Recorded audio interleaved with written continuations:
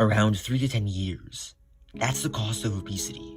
That's 3 to 10 years less of life than the average lifespan. That's approximately 4 to 14% of an average lifespan of approximately 73 years that would simply go unlived. To be more specific, one should first understand what obesity even is and what degrees of obesity are correlated with certain numbers of years not lived. Medically, obesity is a condition when someone's BMI or body mass index is 30 or higher. Body mass index is calculated by dividing one's weight in kilograms by the square of their height in meters, and is used as a measure of one's weight in comparison to their height as it relates to certain medical conditions. Moderate obesity is a condition when one's BMI is between 30 and 35. In contrast, severe obesity, also aptly called morbid obesity, is a condition when one's BMI is greater than 40. An Oxford University analysis of 57 long-term research studies of approximately 900,000 men and women essentially concluded that moderate obesity can diminish life expectancy by approximately 3 years, and that severe, or rather morbid obesity, diminished life expectancy by approximately a decade, 10 years. Similarly, another analysis which compared the average life expectancies of certain obese men and women with those of a reference category of a BMI of 24, which is near the upper bound of the supposedly healthy range of BMI, concluded that certain groups, such as white males aged 20 to 30 years, having a BMI greater than 45, had a maximum decrease in life expectancy from the life expectancy of someone with a BMI of 24 of around 13 years. For white women aged 20 to 30 years having a BMI greater than 45, this value was around 8 years. However, simply being obese or not being obese isn't the only factor in determining how obesity affects one's life expectancy. Duration of obesity also affects life expectancy, as being obese for a relatively long period of time can be more detrimental to one's life expectancy than being obese for a relatively short period of time.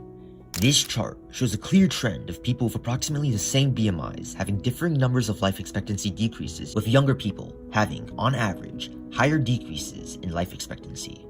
This could be attributed to these young obese people continuing to be obese for much of their life, in contrast to older people not having much life left to live, as being obese, especially for long periods of time, can put obese people at risk for heart attacks, strokes, and cancer. What many don't realize is that obesity can become more of a problem over time, even if one's weight stays the same. This is substantiated by the idea that long-term health problems induced by obesity can develop over time and lead to the events that ultimately result in death. A myocardial infarction, or rather a heart attack for example, can lapse for less than a few minutes before death, but the infarction itself could have been a result of years of eating an unhealthy amount of food and being obese as a result of the eating.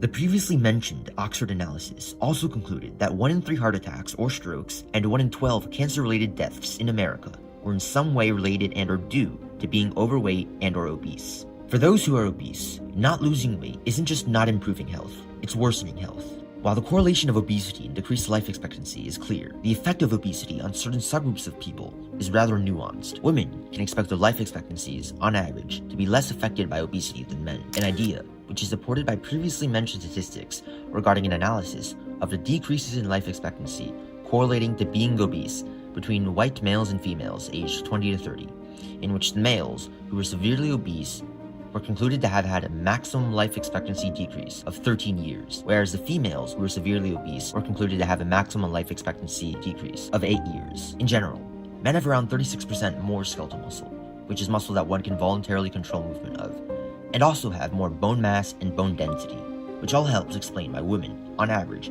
have higher body fat percentages. As an average compared to men, women already have such high percentages of fat.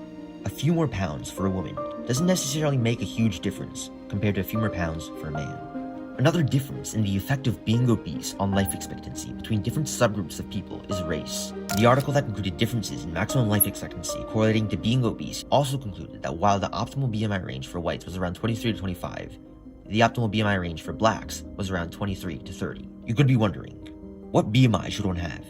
While this does depend on factors such as race, sex, diet, muscle mass, and exercise, an average person can hope for their BMI to be around 23 to 24. The previously mentioned Oxford analysis of approximately 900,000 men and women concluded that the mortality rate was lowest for those with a BMI of 23 to 24. Given this metric, averaging the range to 23.5, one can easily use their height as an input for the BMI formula to find a partially optimal weight by simply multiplying the square of their height in meters by 23.5. For example, if someone had a height of 1.8 meters, they could square 1.8 to get 3.24, multiply that value by 23.5, and calculate their optimal weight of 76.14 kilograms for Americans using the imperial system.